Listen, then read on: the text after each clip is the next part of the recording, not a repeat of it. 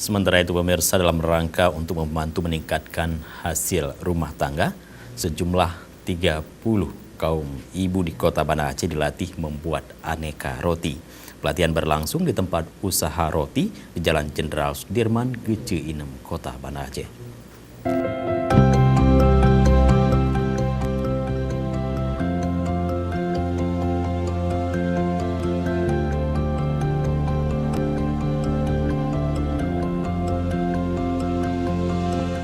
Puluhan ibu-ibu rumah tangga ini dilatih untuk membuat aneka roti di pabrik pembuatan roti yang ada di Desa Gece Inem, Kota Banda Aceh.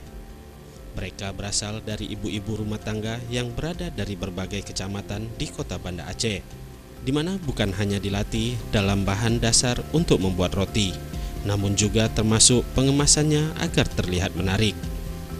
Selain itu, nantinya pelatihan ini bisa dimanfaatkan oleh peserta untuk dapat menjadikan roti sebagai produk usahanya nantinya.